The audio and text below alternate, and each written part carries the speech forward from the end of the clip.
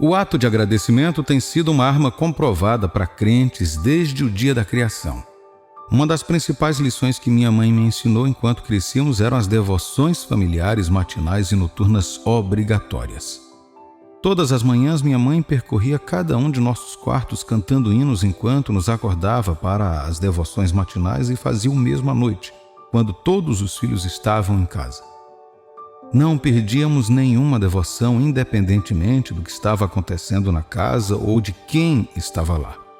Fiz disso um hábito e quando fui para o ensino médio, os professores do meu colégio interno nos davam às 5 horas da manhã para que fizéssemos as devoções pessoais até às 5h40 todos os dias da semana, inclusive fins de semana. Há algo extraordinário no ato de acordar e a primeira coisa que você faz é falar com Deus. Chega uma hora que você começa a desfrutar tanto da presença de Deus que mal pode esperar para acordar e apenas dizer: obrigado, meu Deus.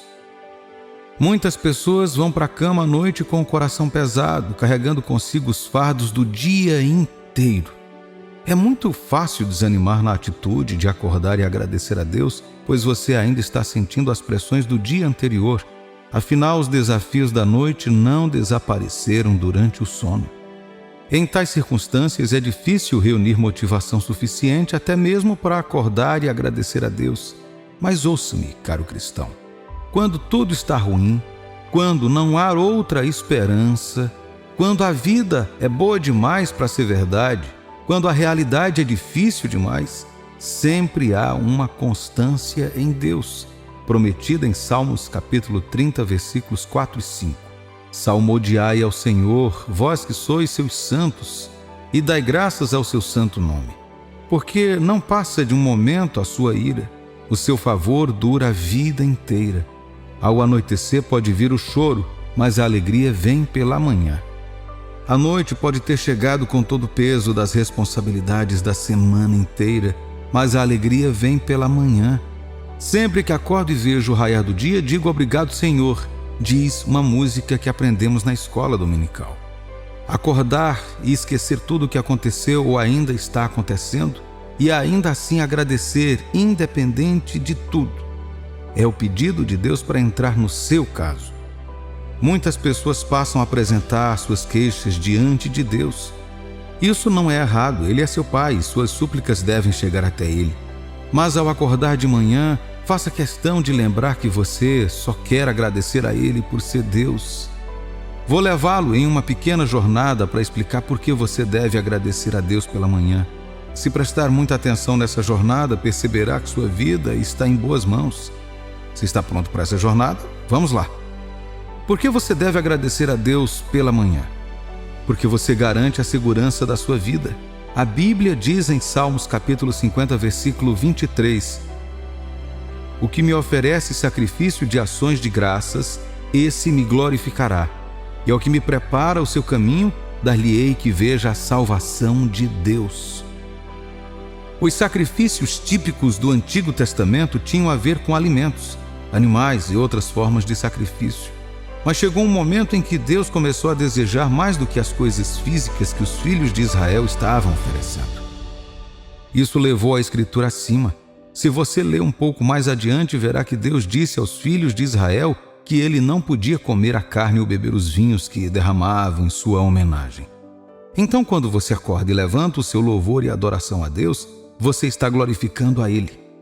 Sempre que você abre a boca para dizer: Pai, obrigado por seu amor, por sua proteção e seu apoio, você o glorifica.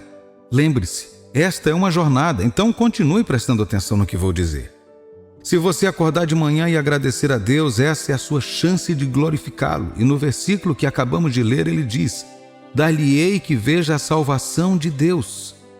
Ouça-me, filho de Deus. Sua vida fica muito segura nas mãos de Deus quando você oferece a Ele sacrifícios de louvor que o glorificam. O reino de Deus é regido por alianças e princípios. Você quase sempre pode enxergar a fórmula do funcionamento desses princípios. Por exemplo, nesse cenário, seu louvor e ação de graças equivalem à glória de Deus, e a glória de Deus acrescida de seu louvor garantem sua vida nas mãos de Deus. Agradecer a Deus garante a vitória. Agradecer a Deus pela manhã garante que Deus comece a batalha do dia com você. Na história dos israelitas, depois de anos de escravidão, Deus enviou Moisés para resgatá-los e trazê-los de volta para Ele. A maior jornada da história começou e os filhos de Israel enfrentaram obstáculos e muitas tribulações em sua jornada para a terra prometida. Um desses obstáculos era uma cidade chamada Jericó, uma fortaleza murada pela qual eles precisavam passar em sua jornada, mas que era impossível de se transpor. A Bíblia registra no livro de Josué que todos os dias, durante 7 dias, os filhos de Israel se levantaram de manhã cedo e marcharam ao redor da cidade de Jericó. Cedo, todas as manhãs, eles se levantaram. Há algo diferente no ato de acordar cedo para fazer qualquer coisa. No mesmo livro de Josué, capítulo 6, versículos 15 e 16, diz: No 7º dia madrugaram ao subir da alva, e da mesma sorte rodearam a cidade 7 vezes. Somente naquele dia rodearam a cidade 7 vezes. E sucedeu que na 7ª vez, quando os sacerdotes tocavam as trombetas, disse Josué ao povo: Gritai, porque o Senhor vos entregou a cidade. O resto é a história como a conhecemos. A cidade caiu porque as pessoas se levantaram cedo para dar graças a Deus. A Bíblia diz que eles apenas gritaram e cantaram, o que foi o suficiente para Deus entrar em ação. Ouça-me, filho de Deus, você não vai saber quanto do poder de Deus você pode trazer para a sua vida até que você aprenda como acionar este poder. Agradecer a Deus pela manhã libera o amor, o favor e a presença de Deus ao longo do dia. Deus, falando em Provérbios capítulo 8, versículos de 17 a 18, diz: Eu amo os que me amam, os que me procuram me acham. Riquezas e honra estão comigo, bens duráveis e justiça. Quem busca a Deus cedo é destinatário oportuno de sua presença, que se traduz em tantas coisas para quem a recebe. A totalidade da existência de Deus está em sua majestade e glória, que Ele concede como sua presença sobrenatural ao redor daqueles que o amam o suficiente para buscá-lo cedo. Acordar cedo pela manhã para dizer: Pai, estou aqui para dizer que te amo e creio que o Senhor tem os melhores planos para mim, e estou aqui para retribuir essa ação de graças ao Senhor. É a chave para acionar a presença de Deus na sua vida. Acredite em mim quando digo que muitas vezes você obterá respostas mais rápidas apenas agradecendo a Deus. Então, filho de Deus, você vencerá batalhas que nem sabe, apenas por se envolver com Deus pela manhã. Desde os dias da criação, as únicas vezes que Deus instruiu as pessoas a fazerem algo eram pela manhã ou no frescor da noite, quando acordar e se lembrar de tudo que representa um desafio e ir dormir com isso em mente. Você pode até pensar que Deus te ouve. O diabo pode insinuar em seus pensamentos para fazer você começar a questionar se Deus realmente te ama. E se Ele te ama, por que você está passando por tantas lutas, certo?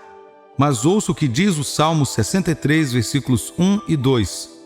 Ó Deus, Tu és o meu Deus forte, eu te busco ansiosamente. A minha alma tem sede de Ti, meu corpo Te almeja como terra árida, exausta sem água. Assim eu te contemplo no santuário para ver a Tua força e a Tua glória. Davi, um homem que entendeu a aliança de ação de graças e levantou-se cedo, escreveu salmos maravilhosos para Deus. Isso mostra o quanto ele estava em sintonia com os princípios de ação de graças. Assim como o sol da manhã, a glória de Deus nasce conosco, e as poucas pessoas que conhecem os segredos para vitórias tornaram um ponto de contato encontrar-se com Deus todas as manhãs. Acredite em mim quando digo a você que quando saio correndo sem falar com Deus pela manhã, meus dias geralmente não correm tão bem. São tantas batalhas que o coração não consegue nem mesmo controlar. Tantas coisas controlam a realidade e muitas vezes não são as causas que suspeitamos. Mas levantar-se pela manhã para dar graças a Deus garante que todas aquelas batalhas invisíveis sejam travadas por você. Esse é o reino das vitórias. A Bíblia nos alertou que haverá batalhas, que essas batalhas não serão carnais e que as armas físicas serão inúteis contra elas. A ação de graças é uma demonstração de humildade, mansidão e rendição do processo, do resultado e da glória a Deus. Quando você acorda e agradece a Deus, está dizendo a Ele que está ciente de sua incapacidade sem Ele. Deus, falando no livro de 2 Crônicas, capítulo 7, versículo 14, diz: Se o meu povo, que se chama pelo meu nome, se humilhar e orar e me buscar e se converter dos seus maus caminhos, então eu ouvirei dos céus, perdoarei os seus pecados e sararei a sua terra.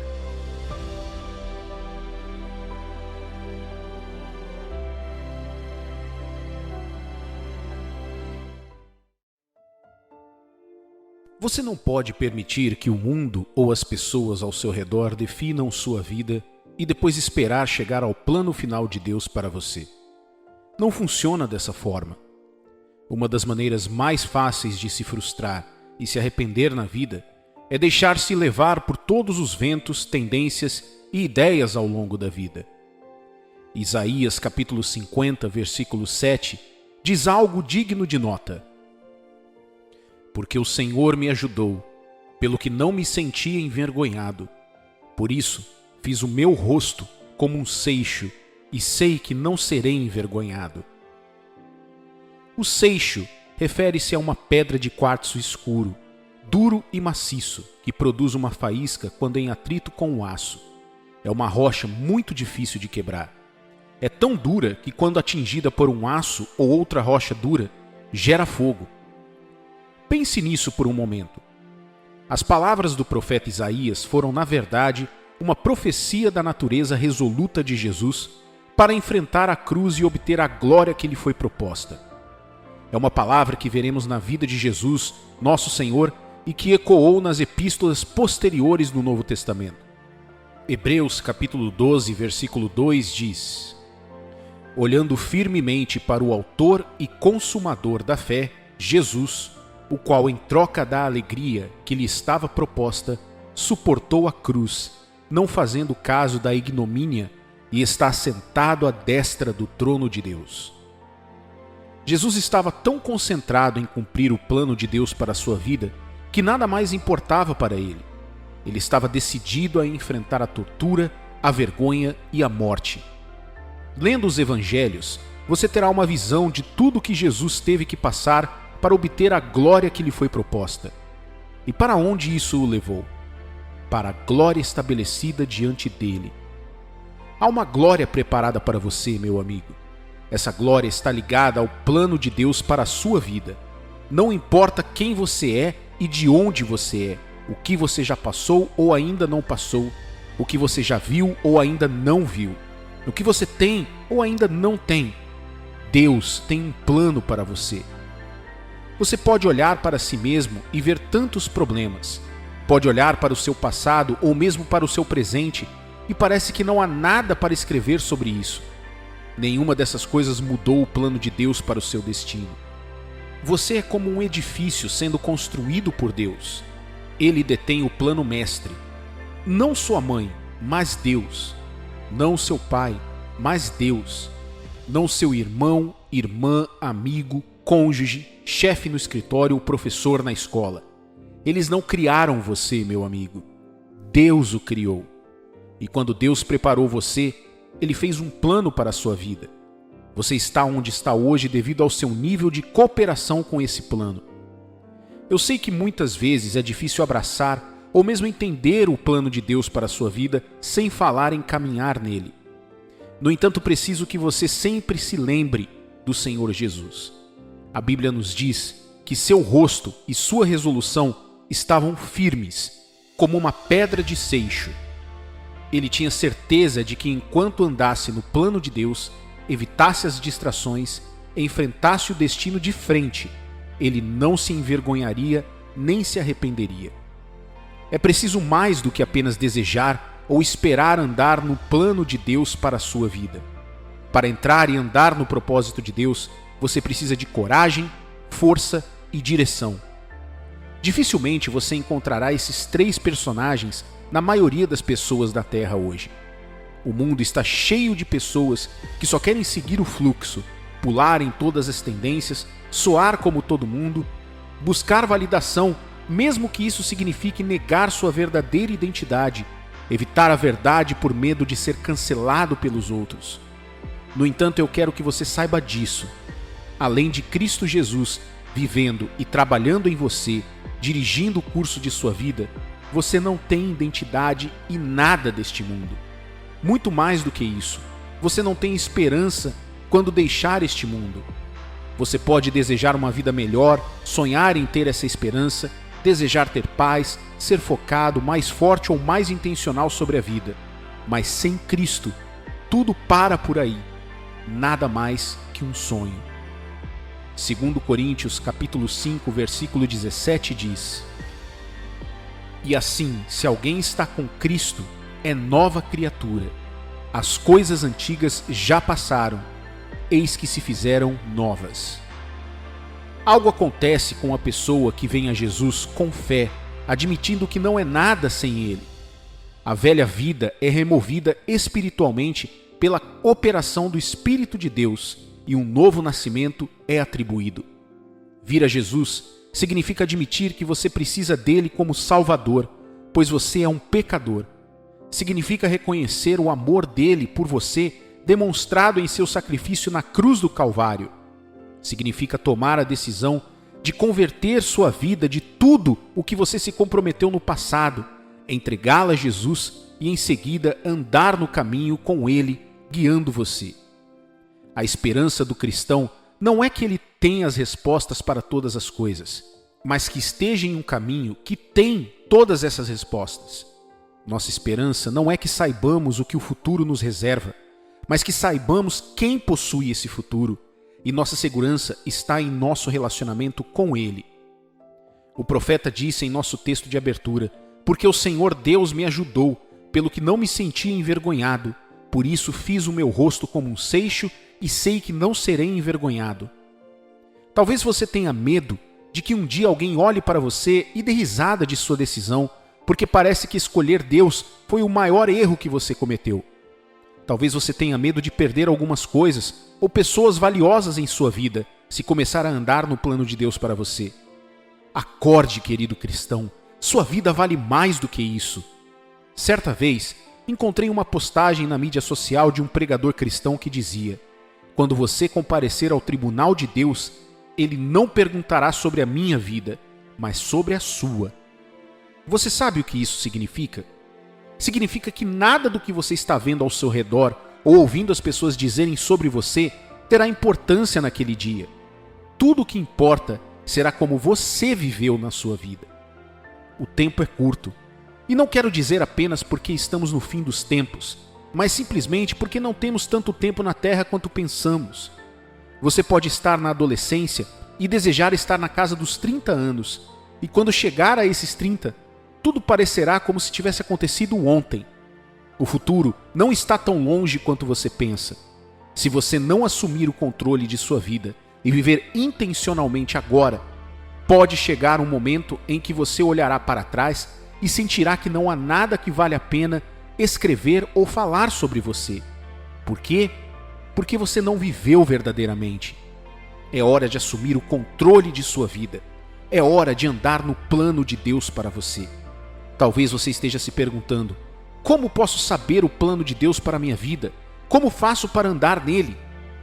Primeiro, você precisa entender que o plano de Deus não é algo que Ele revela de uma vez para ninguém. Não importa o quão espiritual você pense que é.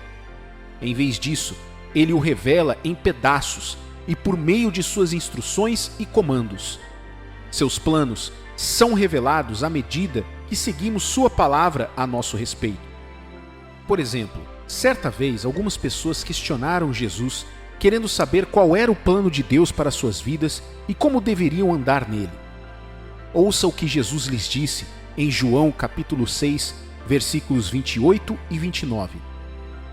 Dirigiram-se, pois, a ele perguntando: que faremos para realizar as obras de Deus? Respondeu-lhes Jesus: a obra de Deus é esta, que creiais naquele que por ele foi enviado. A vontade de Deus está em toda a Escritura, mas a principal delas é crer em seu Filho, Jesus. Você pode fazer todas as resoluções que quiser e ser tão bem-sucedido quanto quiser aos olhos de todos no mundo. Sem Jesus Cristo, a vontade suprema de Deus para a sua vida, você não tem esperança nem no agora e nem no porvir. Este é o primeiro passo para retomar sua vida e andar no plano de Deus para você. Sua fé em Jesus Cristo deve estar em vigor e bem estabelecida. Você é um filho de Deus, alguém que decidiu seguir Jesus Cristo até o fim. Em segundo lugar, retomar sua vida e andar no plano de Deus significa descobrir o que a palavra dele diz que você deve agir como um filho de Deus e comprometer-se a praticar e viver nisso todos os dias. Por exemplo, a Bíblia nos diz em 1 Tessalonicenses que é a vontade de Deus que sejamos santificados vivendo uma vida santa. Ela nos diz que é vontade de Deus que sejamos gratos em todos os momentos, não importando as condições que cercam nossas vidas.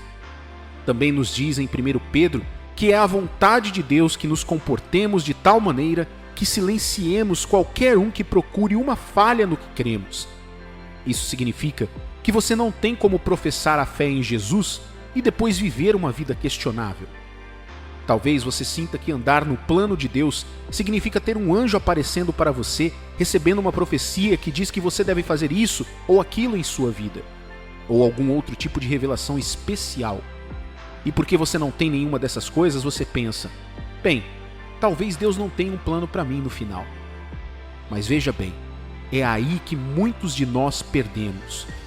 O plano de Deus se revela nos pequenos detalhes da vida. Caminhar nela significa poder observar esses pequenos detalhes e comprometer-se a viver com coragem. Cada passo que você dá em obediência às instruções de Deus de acordo com a sabedoria que você recebe de sua palavra, você está retomando sua vida. Em contraste, cada passo que você dá, vivendo do jeito que você quer ou do jeito que todo mundo quer, o que não está de acordo com o plano de Deus, você está jogando sua vida fora. Um dia você estará diante de Deus para prestar contas de sua vida na terra. O que você dirá ou mostrará a Ele? Eu sei que não seremos salvos pelo que poderíamos ou não fazer, mas pelo que Jesus já fez. No entanto, você precisa perceber que Deus estaria se contradizendo, indo contra a sua própria justiça e retidão, se Ele não nos responsabilizasse pela maneira como vivemos nossas vidas. A obra consumada de Jesus nos tornou candidatos à herança de Deus e cidadãos do reino de Deus. Também nos deu a capacidade de operar na graça de Deus e representar a Ele na terra. Não faria sentido aceitar que Jesus é meu mestre e Senhor se ninguém pudesse dizer qualquer diferença entre quem eu sou agora e quem eu costumava ser. Um sinal do seu encontro com Jesus é a transformação que ocorre em você. Essa transformação, embora não aconteça da noite para o dia, torna-se seu testemunho do poder da salvação em sua vida. Eu era cego, agora posso ver. Seu irmão estava morto, mas agora ele vive. Ele estava perdido, mas agora foi encontrado. Isso não é apenas relato, são testemunhos. Alguém que está perdido os ouvirá e perceberá: se Deus pôde encontrar essa pessoa, então eu também posso ser encontrado. Se Deus pôde abrir seus olhos, então os meus também podem ser abertos. Se Deus pôde dar a vida a ele, então Ele pode me dar vida também. Consegue ver agora que sua vida é mais valiosa do que você imaginava? Pare de desperdiçar seu tempo quando deveria estar vivendo intencionalmente. Pare de buscar validações de pessoas espiritualmente cegas. Sem ofensa aos cegos, mas não tenho certeza se você pode perguntar a um cego a cor da camisa que está vestindo. Ele não tem capacidade de lhe dizer. A quem você prefere perguntar? Alguém que tem olhos e que tem conhecimento suficiente para distinguir as cores olhando para elas. Você precisa voltar ao início. Tudo o que você busca está em Deus.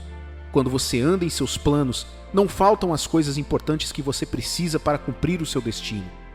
Se você sente falta de coragem para assumir o comando de sua vida, lembre-se de que o Espírito de Deus vive em você. Ele não é um espírito de medo, mas de poder, amor e mente sã. O diabo vai tentar desafiar sua decisão de andar em sintonia com Deus hoje por meio de uma coisa ou outra, mas não tenha medo. Em vez disso, resista e ele fugirá. Tiago, capítulo 4, versículo 7 diz: Sujeitai-vos, portanto, a Deus, resisti ao diabo e ele fugirá de vós. Veja como a Bíblia coloca isso. Antes de resistir ao diabo e tomar conta de sua própria vida, você deve primeiro se sujeitar a Deus. O diabo só respeita aqueles que respeitam a autoridade de Cristo sobre suas próprias vidas. À medida que você decide considerar a palavra e a vontade de Deus para você, sua vida começa a se unir como a bela estrutura que Deus está construindo. Ainda não é o fim. Tome sua vida de volta.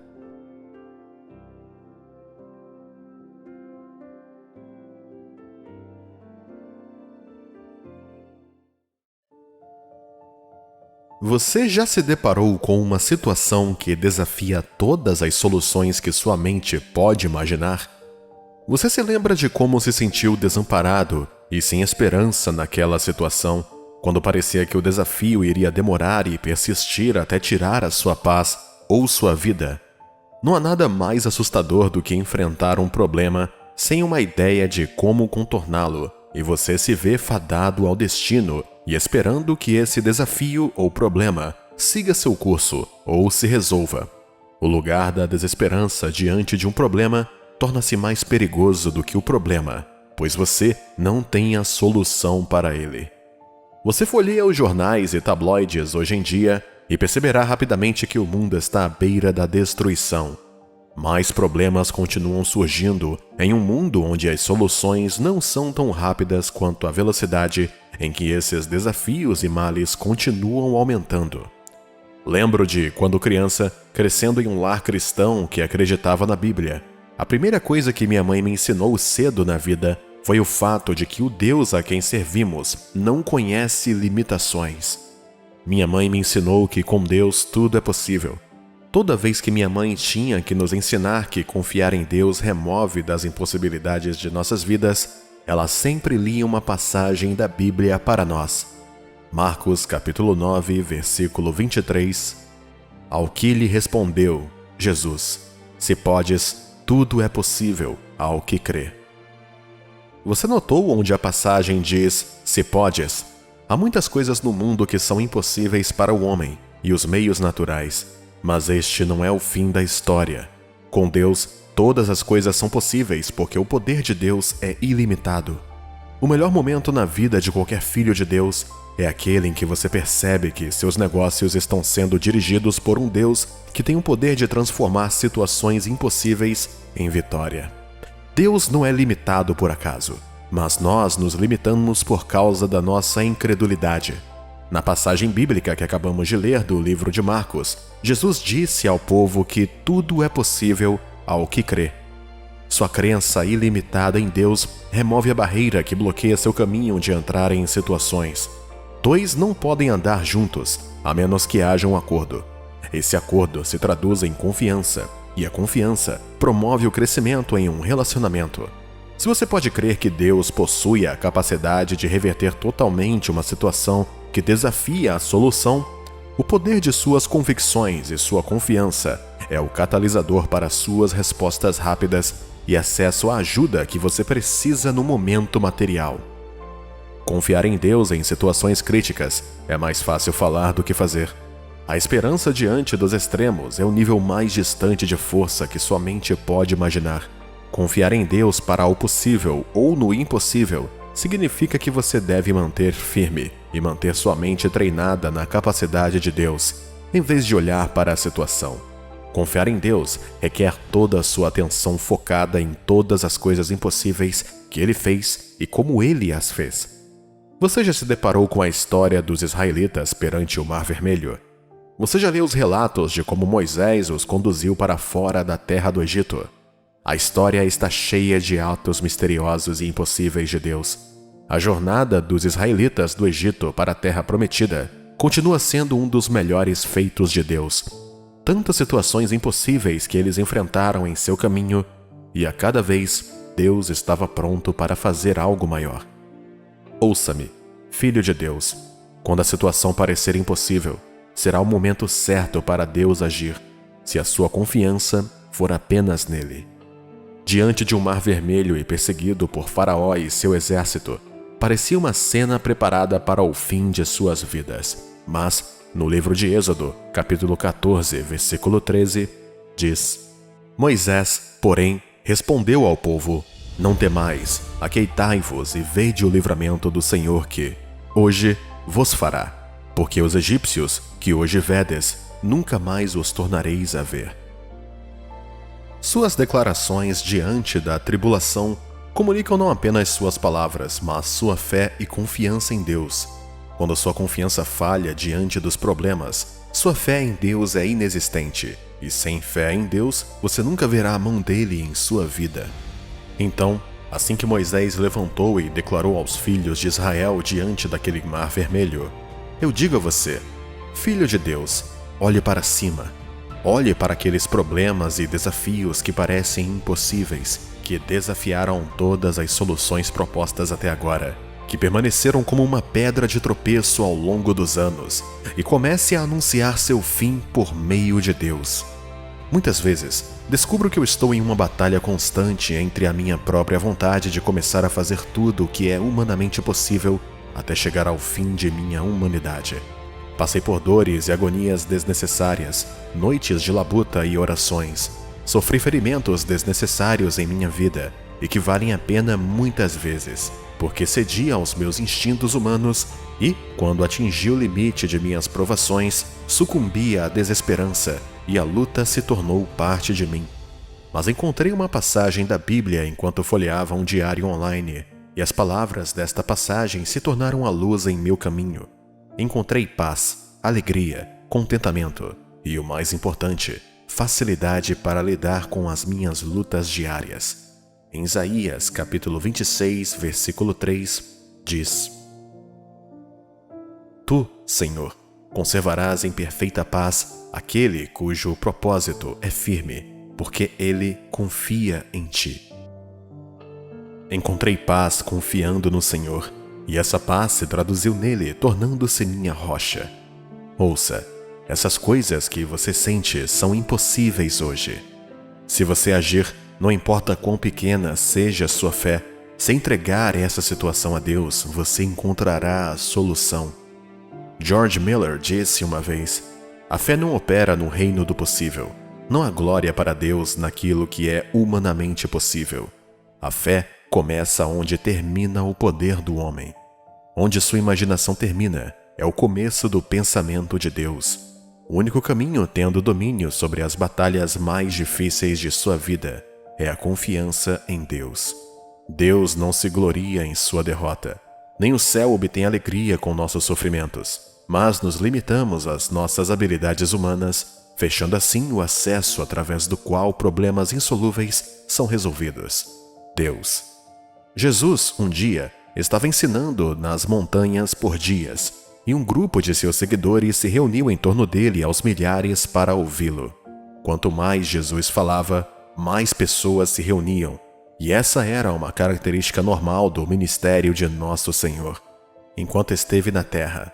Mas um dia, Jesus levantou os olhos depois de muitas horas ensinando, e viu que as pessoas precisavam ser alimentadas. Lembre-se de que esses não eram apenas seus 12 discípulos e os poucos seguidores com quem ele andava. Era uma multidão de mais de 5.000 pessoas. Devido à multidão, Jesus havia se retirado para uma área mais isolada, longe da cidade, e as pessoas o seguiam aos milhares, e agora ele queria alimentá-los. Posso imaginar como os discípulos ficaram confusos quando Jesus lhes disse para instruir as pessoas a se sentarem e se prepararem para serem alimentadas. Eles sabiam que nenhuma providência para comida ou bem-estar havia sido feita de antemão. Eles sabem que não tinham dinheiro e, mesmo que tivessem, sabiam como seria difícil conseguir comida suficiente para alimentar uma multidão do tamanho de uma pequena cidade em seus dias. Posso imaginar que muitos dos discípulos estavam sussurrando entre si como o mestre iria realizar essa façanha. As únicas coisas que tinham para alimentar toda a multidão eram 5 pães e 2 peixes. Aquela comida dava para apenas 5 homens, e Jesus pretendia alimentar mais de 5.000 pessoas com elas. Essa era uma situação completamente impossível para um homem humano. Não há cálculo possível no estado de espírito humano que possa alimentar mais de 5.000 pessoas com 5 pães e 2 peixes. Mas, no livro de Mateus, capítulo 14, versículo 18 ao 20, Jesus disse a eles: Então ele disse: Trazei-mos. E tendo mandado que a multidão se assentasse sobre a relva, tomando os 5 pães e os 2 peixes, erguendo os olhos aos céus, os abençoou. Depois, tendo partido os pães, deu-os aos discípulos, e estes às multidões. Todos comeram e se fartaram, e dos pedaços que sobejaram, recolheram ainda 12 cestos cheios. Qual é aquela situação que parece que não pode acontecer? O que as pessoas dizem sobre esse seu plano? Sobre como seus desafios de saúde são impossíveis? O que as pessoas dizem sobre sua situação financeira? O que sua mente diz sobre suas próprias batalhas? Considere Jesus Cristo. Ele levantou os olhos para o céu e deu graças. Ele não pediu aos céus o milagre de aumentar o pão e o peixe. Sua fé e confiança colocadas em Deus para fazer isso já lidaram com a situação impossível antes mesmo de ocorrer. Filho de Deus, não olhe para o desafio. Não treine a sua mente para olhar as complexidades da situação. Treine a sua mente para confiar em Deus, que antes de qualquer problema surgir, Ele é capaz. Esse é o segredo para viver em bem-aventurança vitoriosa na vida e no futuro.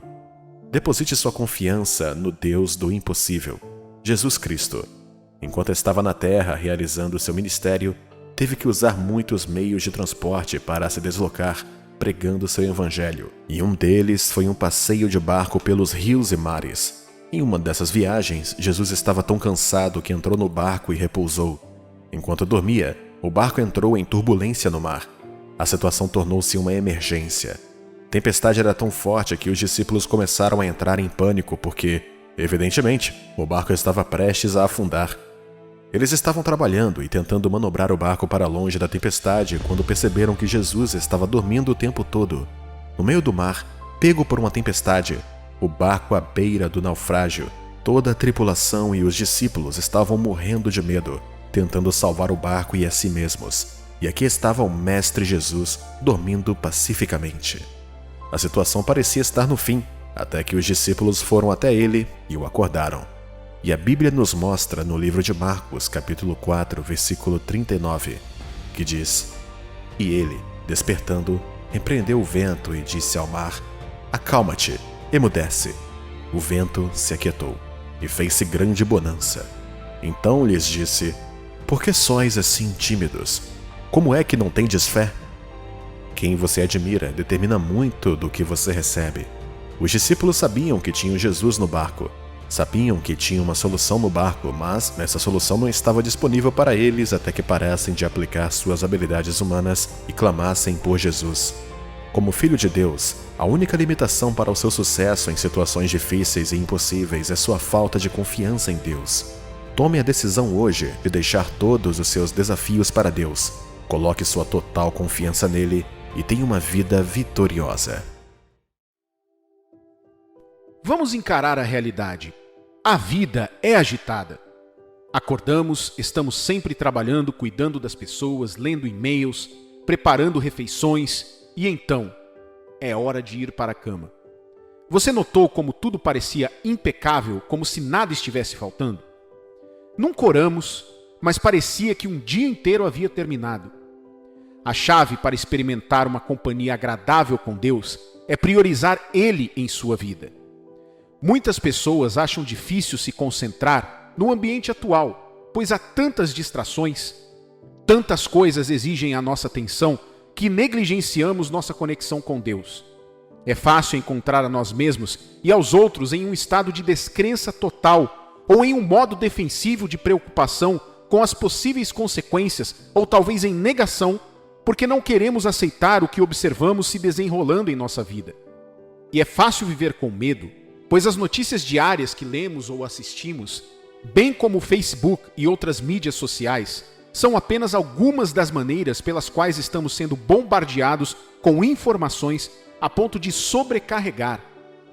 Vamos dar uma olhada no livro de Provérbios, capítulo 3, versículos 5 e 6, que diz: Confia no Senhor de todo o teu coração e não te estribes no teu próprio entendimento. Reconhece-o em todos os teus caminhos, e ele endireitará as tuas veredas. Podemos garantir que se você colocar Deus em primeiro lugar em sua vida, todo o resto se encaixa. As notícias se tornariam apenas barulho e o medo evoluiria para a convicção. Mas o que realmente significa colocar Deus em primeiro lugar? Significa fazer de Deus o elemento central e envolve amá-lo com todo o seu ser, alma e força. Além disso, é necessário que antes que Deus possa se tornar o foco em sua vida, você deve primeiro estabelecer uma conexão pessoal com Ele. A consciência de que Deus ama você é a base de uma conexão duradoura com Ele. O amor do Senhor é ilimitado e incondicional e é suficiente para todos. É o mais completo e preenche todos os vazios causados por qualquer aspecto humano. Você deve entender que esse amor está sempre disponível para você e que pode confiar nele a qualquer momento. O desespero, muitas vezes, força as pessoas a buscarem além de seu próprio poder. Por exemplo, no início da pandemia, notamos muitas pessoas orando, mas como podemos ver, depois tudo volta ao normal. Talvez Deus nos permita passar por circunstâncias difíceis para nos ajudar a reconhecer o que é verdadeiramente essencial na vida: o relacionamento com Ele. Quando surgem grandes problemas, muitas das coisas nas quais normalmente gastamos nosso tempo e energia são as que não trazem resultados bons para nós. Coloque Deus em cada elemento de sua vida, não apenas quando houver uma crise. Quando priorizamos Deus em nossas vidas, recebemos alegria e contentamento. Muitos desejam alcançar alegria e felicidade, e buscar a direção de Deus é um excelente ponto de partida.